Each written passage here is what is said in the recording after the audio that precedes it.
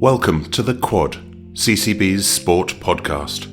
I'm Simon Hill, Deputy Head at Christ College, and I'm delighted that you've joined us as we discuss all the latest sports news at the school. We'll cover global sporting issues and also spend time with invited guests, all of whom have specialisms or interest in the world of sport. This is The Quad. Good afternoon, everybody, and welcome to the third episode of The Quad.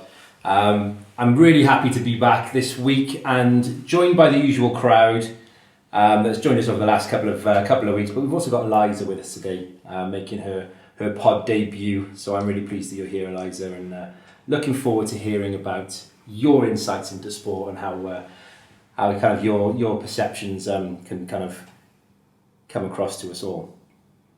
So on that note, then. You've all had a busy week, I'm sure, in sport, so I'm going to ask you, just to kind of throw it out there, how's your week in sport been? I'm going to throw it to Jack first. Come on, Jack, what have you done this week in sport? Well, there was the cross country last week, the second one of the winter series. It was in Krakow. It was good. There was a lot of athletes running. I don't know if there was less than in Christ College, but definitely a few came out again. And I think Winter, you mentioned about the t-shirts, the free cross country t-shirt. I think that might have motivated a few people. Absolutely. To keep going. I think there was a few less than in terms of all the schools that competed compared to Christ College, but that happens throughout the cross country season, that the numbers start to drop and dwindle a little bit. But I was really pleased in the fact that Christ College, being the smallest school in Powys, had the biggest representation. So we had the biggest team there. So that was something, as the director of sport, I was really pleased about. But I think you're right, the lure of the free cross-country t-shirt, if you complete all 4 races, which I'm not sure if Jack Organ has yet, but no, we might make an exception for if you win all the rest of them. So cross-country, great. How'd you get on, Jack? Well, I won, so that was... Yeah, that's brilliant. Good result. Yeah, I enjoyed it. It was nice. It was an interesting course. There was a bit of grass, a bit of road and some sort of hard mud. There's a few dogs as obstacles on the way around, which made it interesting. But yeah, it was fun. It was nice to. Did any of your podcasting team run the cross country with you? Well, Ollie Rose, he made an appearance, and fair play to him. He gave it a good shot. Him and Matt. Tanking on, like. How easy is cross country? And I'm not going to ask you personally what your weight is, but you're a big forward, strapping forward. How did you find it? It was good. It was different because last time I ran cross country I was probably about 13, weighing probably about 25 kilos less than I do now. So it was very different. What kind of things? So mentally, it was probably a bit more challenging mentally as well for you to kind of get around and put different kind of onus on it, was it? Yeah, but it wasn't too difficult, to be honest, because obviously I've been doing lots of fitness, getting ready for the season, so it was good. Yeah, it was just good stuff, and I think great. It was brilliant for me to see lots of Christ College people taking part. Great win for you, Jack. I was really pleased to see you to kind of beat the lad who beat Joe the week before from Monmouth. A bit of redemption there. Yeah, it was a little bit of redemption, which was great. So anyone else, week in sport, come on. Al, what have you been doing this week? We played KLB on Wednesday and we drew 1-1. Bro, great. They were a very, very strong team in defence. Not so much forward, but their goalkeeper was phenomenal. I think that kept them in the game quite a lot. If she wasn't there, they would have lost a lot heavier. The score would have been a bit different. Yeah. Very. Bro, good stuff. Liza, what have you done this week in sport? Well, it's sort of been my first week coming back because I've been off games for quite a while. So I didn't play the first match against KLB, but I did play the second one against Llandovery. Nice, okay. I think we'll talk about Llandovery in a bit further. Good stuff. Meg? Yeah, hockey's been very strong this week. Lots going on. Yeah, lots going on, and we're just finding our feet as a team that we're going places. I'm going to pick your brain on that a little bit because it's been a really good week for girls senior hockey, especially. Annabelle? The same, really. Same. Yeah, same hockey games. Funny enough, you haven't done anything different because it is just what it is. Okay, good. Ol and Dan, what's been going on? We've had one rugby game this week. on the Saturday Yeah. against St Edward's Oxford, and it's a good win really. Yeah, good. I'm going to actually pick your brain actually, because there has been other things going on. Morning gym. How about morning gym? How's that going? I know girls and boys have their 2 sessions, morning gym a week. Boys is on the Monday and the Friday, and the girls on the Tuesday and the Thursday. How are we doing? Board is probably more appropriate for morning gym. How's it going? Al, been hitting morning gym? I go on a Thursday when I'm in school. Yeah, that's brilliant. But it is hard to get out of bed. Is it? But when you're up, it's It's actually tricky. not bad. Yeah, I know. It's like getting Yeah. yourself out of bed is hard. Dan, how's the boy? Is it turn up for boys been good? It's better than last year, I can put it that way. Bro. It's quite nice to see on a Monday, got Ollie Rose and Ashton Barrell, Yeah. the 2 day boarders Making- coming in as Yeah, well. Making the excellent. whole trip. That's really good. Well done. Yeah. That's great dedication, because that didn't happen much last year with the No, day no, pupils, no, did it? no. So if we can, and you guys, how'd you get in then? Did you get Yeah, my parents take some. Brilliant. That's really good. Yeah, so I was 6. Great dedication. Meg, how's your morning gym going? So good. I have not gone to a morning gym. But I'm sure you're putting. I'm sure you're putting some work in throughout the week. Yeah, though, Meg. I go gym during the week Well because done. I can't make the mornings. Yeah, but that's brilliant. The girls said they enjoy the morning gym. Great, yeah, and I think that's important, isn't it? It's the kind of element that it will bring, where it will develop fitness on the pitch and in lots of different ways. So there's lots going on in the week, not just our fixtures and training. Okay, so I'm going to kind of just give you a bit of a snapshot about our results, like we usually do each week, and let the people at home know what we've done and how we've got on. And I might just drop in there for you to give a little bit of a recap about the matches. So first of all, Alex, I'm going to throw it back to you. KLB, and then please other hockey people jump in. They were a decent team, weren't they? Yeah, they were a very, very good team, to be fair. They came up, we haven't played them before, so we didn't know how they were, but they came out quite strong, but they got a lot weaker towards the end as they only had 1 sub. I got a fact about them as well, because you guys played Hereford Cathedral School a couple of weeks before, Yeah. and kind of we found that quite a tricky game. And then after you played them, they played KLB in, I think it was the Cup, and KLB beat Hereford on flicks. Yeah. So when I saw that, I knew you were going to have a tough game, and I was like, "Ooh, okay, this is going to be a tricky one." So for you guys to kind of come back, well, With a draw. with a brilliant draw, I thought, that kickstarts your season, doesn't it? Yeah, It's that's those what- type of things, and that's off the back of the Win win against on the Bolton. weekend. So Yeah. it all Yeah. starts to kind of roll into one. So do you want to talk a little bit more about that then? How do you feel it's kickstarting the season a bit, Meg? Well, at the beginning we were quite slow, and because also a lot of our team had injuries. We never played 2 games with the same team in a row. So it was just like trying to find your place with different members. You Yeah. don't really play very well. And then we've recently had a more consistent team, and more of them played really well. I think that boosted our confidence. Like Yeah. having a win, we just went, oh, do you know what? Maybe we can. We are pretty good. Yeah, and Yeah. Floss coming back, because Floss has been injured for Floss been quite a injured, long she's been time. back.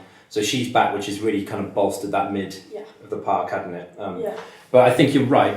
It's surprising, isn't it, how a win can start the positive momentum Yeah. within the team, and winning teams are very difficult to beat. Llandovery then, Annabelle, how did that one go? That was on Saturday, wasn't it? Yeah, it was a good game. They actually were a lot stronger than they were last year, so I was quite surprised. Yeah. They did get an annoying goal. I couldn't really do much about it. No. I think we were really missing Poppy there. Ah, right, okay. If we had Poppy, I feel like the score would have been quite a lot. Eliza, how did it go for you? Because you said you were watching for a bit of it, and then you got on. How did you see it from the sidelines? I think we can definitely tell that our team, like our own team, is playing much better together. And yeah, as Annabelle said, I think still missing a few players, so the score could have been different, but it was a very good game to watch and to play part of. Yeah, definitely. I think it's interesting, isn't it? It's nice that you say that, actually, Annabelle, that they were a bit stronger than you thought they were going to be. So that means that we've got to make sure that we keep progressing. Yeah, we just sometimes go, oh, we always beat Llandovery, it's That's fine. it, yeah, We had, yeah. to, we had to actually work Absolutely. that one. Yeah. So that kind of complacency can't set in, and it's Yeah. probably good because you were playing them again under lights, aren't we? I think it's on the 9th of Yeah, December. they'll probably come out a whole lot more ready now. Yeah, I think they're Absolutely. gonna go. Yeah, so you'll know a little bit about them, Yeah. but they'll They- certainly know a little bit yeah. more about you. So that's kind of a tricky one to go by. The under 15s, they drew against Llandovery. Player of the match there was Tilly. Should say that the players of the match in the KLB seniors game was Poppy, and the player of the match in the Llandovery game for the seniors was Alex and Darcy. So well done, Al. That's brilliant. Then you've got player of the match for the under 15s was Tilly and Olivia Powell. And then the under 13s this week, they played Moore Park, and the under 13s won 3-0, and the under 12s lost 2-1. Under 13s player of the match was Izzy Pierce, and the under 12s was Cecily Mears. And I just wanted to say something about Cecily, actually, that she has had a brilliant couple of weeks. She's fantastic on the cross-country course, consistently finishing in, I think it's the top 5. So she's been brilliant, and she was player of the match in hockey. So well done, Cecily. You've been having a brilliant few weeks, so keep it up. Right, so that's cross country done, hockey done. There was a badminton fixture, and I must mention the badminton team that went over to Loughton to play over there, and it was captained by Linus from Orchard House, and he did a brilliant job captaining his team to a 14-7 win. At Loughton, and Loughton are back over with us this Wednesday for the return fixture, so we're looking forward to that fixture again. Right, lads, rugby this week. Where did you go and what did you do? Well, we had the first and the seconds travelled down to Oxford last Saturday. It was a long way, long time on the bus, but I think it was all worth it because we came off with a very, very nice.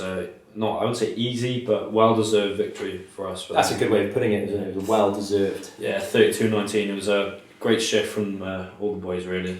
Score at half-time? Can you remember? Yeah, 25-0. Yeah. So I think we dominated the first half. We knew that it was going to be Massively. different. What do you think? How was your analysis of it, Dan? First half, I played really well as a team. We're not normally known for coming out of the blocks, but it was a 10-minute warm-up we had. It was quickly off the bus. Honestly played really well. Special mention to Jack Perrins, who played very well that game, kicking 2 penalties in the first, I think, 3 minutes. But yeah. I like that, Dan. It was a really good game from Jack. He was really solid at the back, wasn't he? And he deserved that. It's been a long time coming for him. That was so. I was really chuffed for him. And the second half, I had the wind with him, and I think it was just a couple errors, minor ones, but worked on in training, I think. Yeah. Left a couple of tries out there as well, so a bit frustrating, but the wins A a few win. tries we left out there. A little bit about St Edwards. They're a much bigger school than us. It's about 850 pupils there. The school was spectacular. It was a beautiful school, wasn't it? Absolutely. Yeah, it was And about 850 pupils, which is massive in comparison to us. And for us to go down and put a great performance in with the first and beat their first was brilliant. Our seconds went down and they lost 15-0. But I think big shout out to the seconds. They've been on a great kind of winning streak. And for our school, our seconds, which is obviously we're quite a small school in comparison, to go down and put a great fight up against a big school, they would have had lots of players to be able to choose from. And then the under 15 match, unfortunately, was called off during the game as there was quite a nasty injury to one of the players. So they didn't manage to conclude that one. But it was a good fixture overall, I think, lads, and hopefully one we can do again. Right, the next part and our weekly countdown into the top 10 sportsmen and women of all time. And coming in, well, let's a bit of recap. So where have we come from so far? We've had 2 great athletes that we've discussed. In the first week we discussed Simone Biles. She came in at number 10. Last week we discussed Floyd Mayweather. And coming in at number 8 is the fantastic Roger Federer. So voted by this panel, Roger Federer came in at number 8 as the best sportsman or women of all time. And I think, Dan, you're going to kind of give us a few more facts about Roger Federer. But, you know, if anyone wants to jump in about him and say how fantastic he is, because he is, then feel free. Yeah, well, I think we've all heard of Roger Federer before. Hell of a tennis player, but he was born in Switzerland to a South African mother and a Swiss father. good mix up for Spurs. Yeah, South it's definitely. Africa. It's going to be a good mix there. Yeah, no, he's always been on the top of his game. I think we've talked about before the consistency. By the age of 14, he was the best tennis player in all age groups in Switzerland. So it's Yeah. pretty good achievement. That's pretty good, isn't it? Starting off young. 14 to be the number one tennis player in Switzerland, and actually, when the Davis Cup comes around, Switzerland perform pretty well, and for him to be the best by the time he is 14, that's pretty good. I like the point about his mother. So he's had a very kind of athletic background. His mum was an excellent netballer from South Africa. She was a great netballer. She's brilliant at hockey. And she had a few injuries which I think prevented her from developing her sports career, but she was fantastic, and I think that's obviously where he has got that bit of competitive edge. Anything else? Yeah, all about his consistency. He won the most matches in a row on grass, which is 65 games, and that's unbelievable. That's pretty good, isn't it? It's going to be a couple of years in a row. Yeah, definitely. But yeah, 20 Grand Slam titles as well. That's unbelievable. So I think he's third in the all-time list behind Djokovic and Nadal. But lots of his Grand Slam titles have come on grass. He's pretty much known as the grass court specialist. Yeah, it's a good variety of players for in tennis with different courts, because there's also that big big difference between grass and clay and the plastic. So it's like a hard court, haven't you? Yeah. So yeah, it's really interesting. And I think that each of them have got their little niche. I think that Federer had his niche, and he was the grass court specialist, and then Nadal, he dominated on clay, didn't he? And every time the clay court season would come around, he would kind of clear up there. And then Djokovic is a bit of a master of all of them, and I think that they're growing up with those tennis players, and then throw Andy Murray in the mix there. That we've been blessed, I think, with 4 outstanding tennis players. A couple of other facts, Dan, I like here. He's a vegetarian until the age of 16. I'd be quite interested to know why he switched and why he stopped. Is it that he needed nutrition, and in the nutritional kind of requirements that he needed to develop and maybe add some more protein into his diet? I think another thing is, not many people know, is that he's actually got his own business though, hasn't he? In Spain, he's got his own tennis academy, his own clothing brand, and I think he does. as well as being a top athlete, he's bringing on a future, isn't he? Really? Yeah, absolutely. So it's quite nice to see somebody who's got the wealth. Come on then, what's his net worth? How much is he worth? Because obviously tennis players, they are, if you're the top of tennis, you are minted. So how much is Roger Federer worth? It is close to 320 million. Yeah, that's a lot, isn't it? And that will be through competition wins, but endorsements and sponsorship. He's sponsored by some of the biggest brands in the world, isn't he? Yeah, Nike. His own brand, obviously. Big kind of sponsorship deal. What do we think then, Roger Federer? Is he deserving of being in the top 10? Definitely. Definitely. Yeah, Definitely. He is a legend. Him and Nadal's rival. So do you reckon we will see Nadal in kind of this top 10? It'll be quite interesting to see, because if you think of Nadal and Djokovic and Federer, should we see them featuring a bit higher then if they're still playing? I don't know. It'd be interesting if they do pop into the top 10. What do you think? I think it's incredible to see in one generation these men are so just at the top of their game, and maybe in any other generation you'd think one of them individually, you'd think, wow, he's the best by far. But it's a real privilege, really, especially for tennis fans, to see these 3 or maybe 4 I think time. The interesting part about it as well is that how they've developed their rivalries and friendships.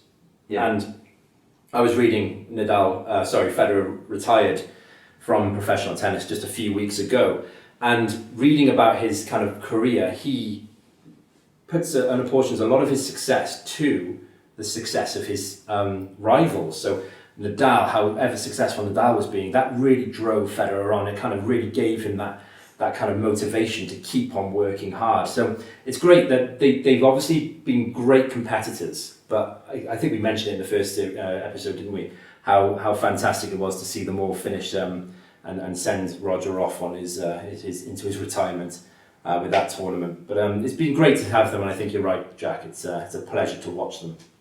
Sports Watch.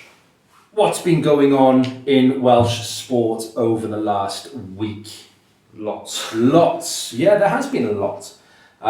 Let's go to you first then, Ol. Can you talk about maybe the regional rugby, some of the results in regional rugby? What's been going on? Well, it's been a really successful week for the Welsh regions. I think it's really been good for exposure because we've been struggling quite heavily the last few years with obviously the Premiership, the English Premiership becoming so massive, and lots of Welsh players deciding to go over the border and play over there.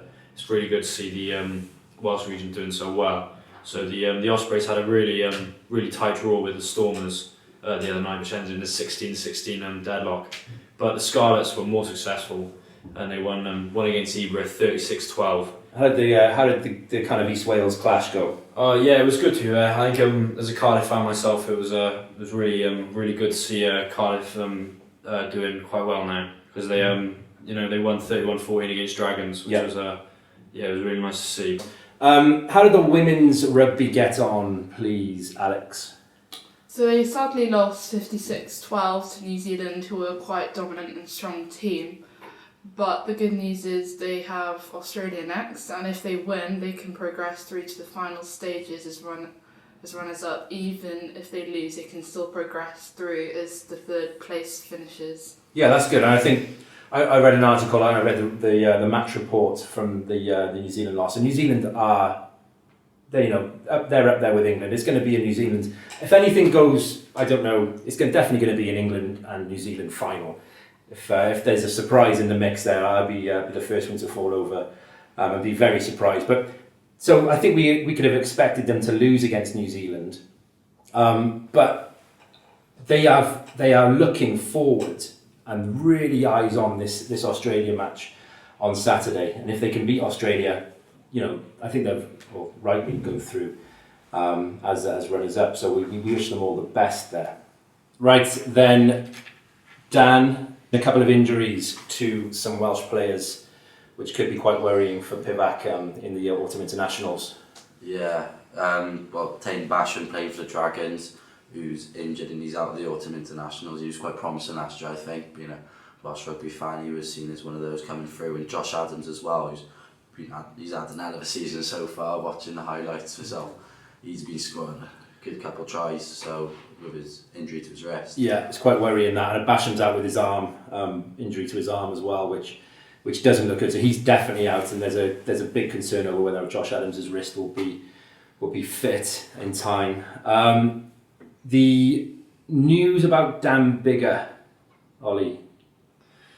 I think it's quite surprising to me really because especially last season he was really standout player for them. I think watching all through the Gaelic Premiership last year, he was really consistent and proper quality for Northampton. But I'm not entirely sure where he's going to go. I think he'll come back to Wales.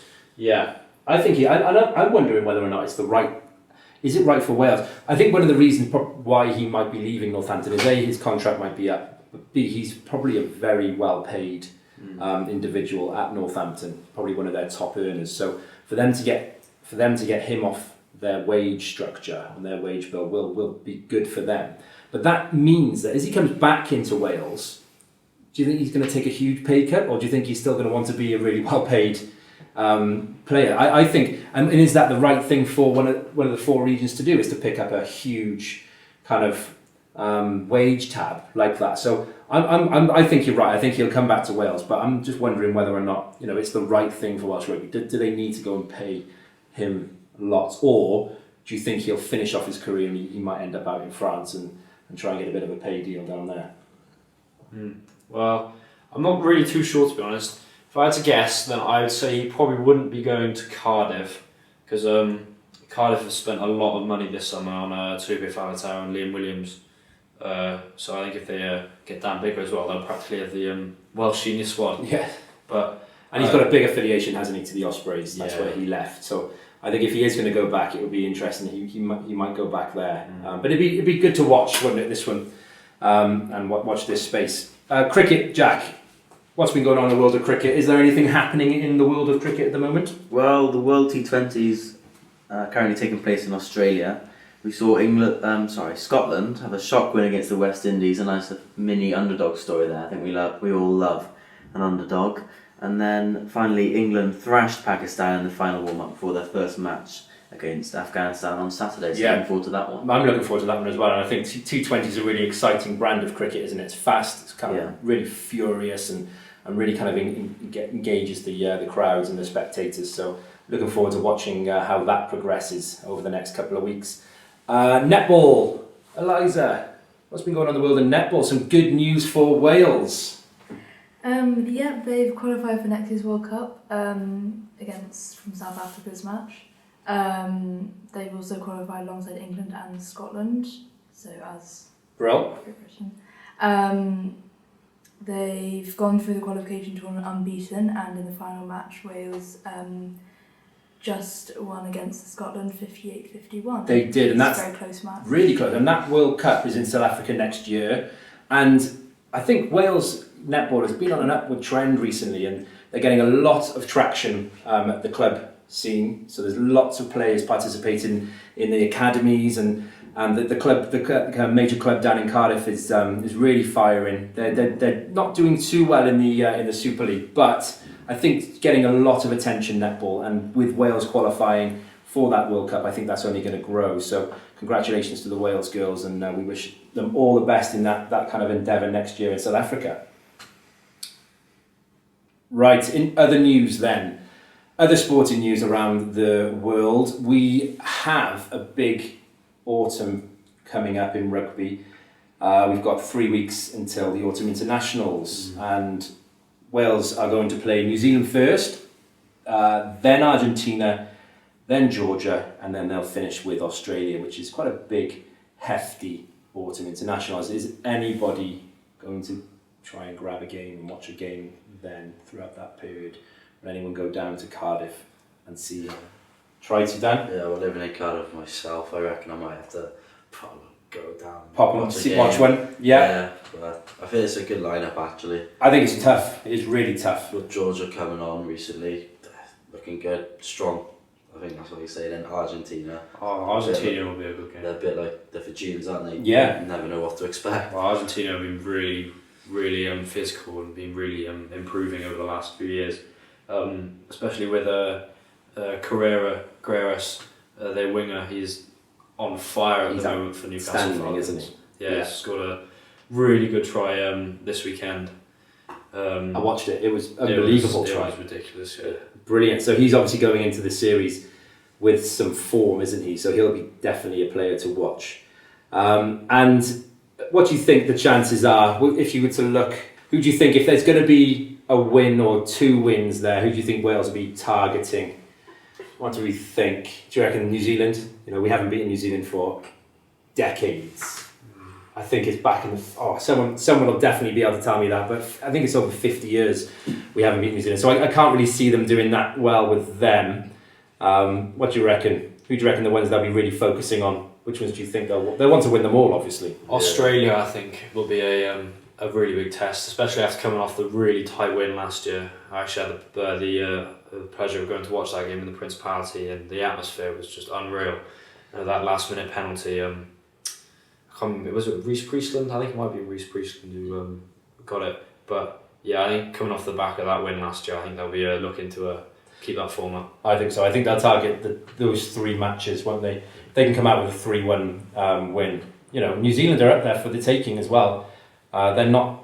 I think they've obviously, Ireland have proven that they're not kind of insurmountable. So we're really looking forward to that autumn internationals, and hopefully Wales can do pretty well there. Right. Last week I kind of set the place alight a little bit with a debate when I mentioned Ronaldo and Messi. So I thought I'd kind of bring in a bit more of a debate, and wanted to get your opinion really. And I was doing some reading throughout the week on the gender pay gap in sport, and it's a really contentious, really hot topic at the moment. Looking at what the pay difference is between men and women, and is it right and is it fair? So just a bit of insight into what the pay gap means. The gender pay gap means that there's a difference in the amount of prize money that men and women receive for taking part in the same competitions. We're not talking about their weekly income from their football club or their rugby club or their hockey. We're talking about big world competitions and whether or not the money that they receive for winning it is the same. And I think if we look through a bit of the 100 highest paid athletes, there's only one woman in the 100 best paid athletes. So if you haven't had to kind of discuss whether the pay gap exists, well, clearly it does, because only one female athlete makes the 100 highest paid athletes of all time.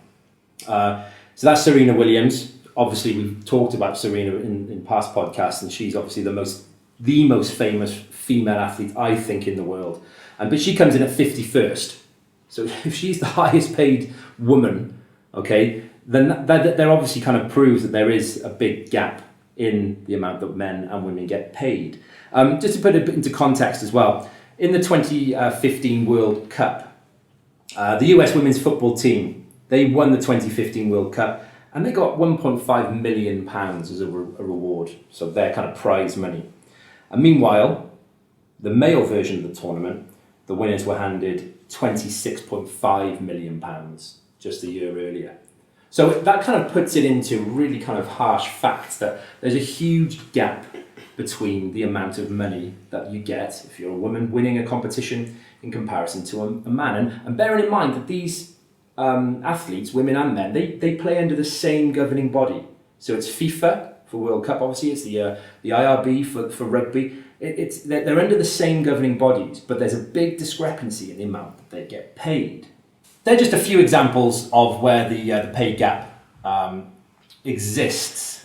But over recent years, lots of work has been done to start narrowing that. And because it's becoming such an important topic in the news, governing bodies are now starting to match them and starting to close the gap between it. It's narrowed massively in the last few years, but there are still some sports that don't pay women and men the same. Sports like tennis, for example, have. Sports like gymnastics have. But football is the key one still. And there's a big disparity. And some countries are changing that, but some are still being quite stubborn. So I'm going to throw it out there for you. I'm just going to throw a grenade in there and just say, do you think it's fair that men and women get paid different amounts for playing in the same competitions? No. Obviously. No. If they're in the same competition, they've got to the same level, then they should be paid same or at least similar. Because I get with the football, men's football's more like acknowledged. Like people know more about football, so maybe because they can attract more attention, they get a higher prize. But 26.5 and 1.5 is a huge gap. That shouldn't be it. That's a joke, isn't it? Yeah, it should be a lot smaller if it's going to have a gap. Absolutely. That's a great way of starting that off, Meg. So even if it's not exactly the same, that's just a too big a gap, isn't it? It's not fair. Anyone else? What do you think? I think there is an element of there's definitely an element of unfairness there. Like 26.5 million and 1.5 million is a massive, massive gap.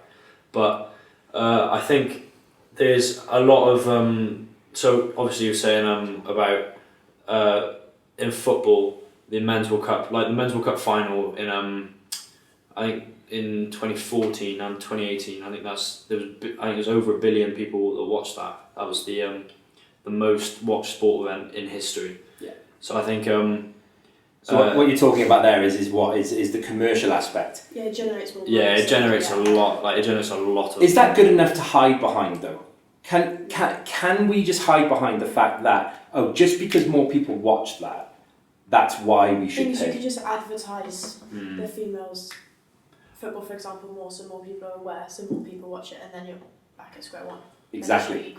So there's a famous saying in sport. It's called the Golden Triangle, and the Golden Triangle is set up exactly like that. You wonder what a triangle looks like, but each point of the triangle represents a significant part in sport. One point is participation, okay. One point is sponsorship, and the other point is media. And the idea is that they all interlink and they all feed off each other. So if you want participation or performance to improve, you have to increase the amount of sponsorship and you have to increase the amount of media. If you want the sponsorship to get more, then you've got to increase the amount of media. Can you see how they're all interlinked? Now, the Golden Triangle is a great kind of aspect around commercialisation of sport. And if one of them what has to improve, so does the other. For example, there was a lot of controversy or a lot of kind of reports written about the quality of female football in comparison to men. People said that, I just don't like watching it. It's not the same level. But how can you expect that level to improve if they don't receive the same amount of money to improve it? Does that make sense? So how do you think we can blow down that kind of barrier? And why do you think it exists? Why do you think that men get more money for winning in certain sports? Anyone go on, Annabelle? I think it has more of a history. I think it's quite new, women's football and women's rugby, so it's going to take longer to get that recognition. But I think you know what, you've hit the nail on the head there. It's not expected, is it? Women weren't expected to take part in these sports. So what they're doing is it was all built for men, and it was all built for kind of men to enjoy, men to watch, and women hadn't historically not been allowed or weren't given the same respect as men had in those different sports. So I think historically you've hit the nail right on the head, that just because it hasn't happened doesn't make it right. And I think that's where people are starting to warm to that idea now, aren't they? That, it should have been addressed 10, 20 years ago to ensure that women had the same opportunities as men. And I think if it had been, then we might not be talking about that gap now. But I think it's good that we are talking about it, because it raises that profile. It goes back to that Golden Triangle. If we're starting to talk about it a little bit more, it might raise the profile a little bit more. The performance starts to get better, the product gets better, then more sponsorships are interested. What do you think are the biggest factors needed then to get more money into women's sport? I think the responsibility largely lies with the companies who are broadcasting the sports, because there's been issues and debates as with women's football, for example, not being given the prime time coverage, and therefore it's not as accessible for young girls wanting to play football, and that's a big problem. But I think companies potentially like Sky and BT, it's such a competitive industry, they're looking at it on that short-term basis and thinking, hang on, they want to get as much money in as possible. They're taking a selfish viewpoint rather than thinking about the future of women's sport. Great point. And that's an issue that we're in a situation where companies are almost being forced into making short-term decisions for monetary gain that may sacrifice to the detriment big of issues, to the detriment of women's the sport. progression of the sport. Yeah. And really they should be looking at a kind of a longer term view. Yeah. Because if you took that longer term strategy of, okay, we might have to spend some money now or take a loss now to grow the game so that our revenues increase in the future. And I bet you that discussion is happening in the boardrooms. I think it was great to see. We saw the women's England national football team. They were really successful in the summer. It finally came home for the England fans. And I think there was a lot of support for that. It was really nice to see. I remember watching it in the pub, and it was raucous in there. There was men standing on tables, just delighted to see the women's national team doing well. And I guess that goes was really good. Back again to that Golden Triangle, doesn't it? That Golden Triangle is so good that if the performance starts to increase, more people become interested in it. If more people are interested in it, what's going to go up? The sponsorship will go up. If the sponsorship goes up, then you can pump more money back into the sport. So it really does go back to, as you quite rightly said, the media attention that is around the sports. Can we engage more people into it? If we can, then everything else will start to go up. I think a great example of that is the England women's rugby team. So obviously they are so dominant at the moment because obviously they've had the funding and they've had the exposure, and now that's all been pumped back into the team, and now they're obviously dominating absolutely everybody in world rugby.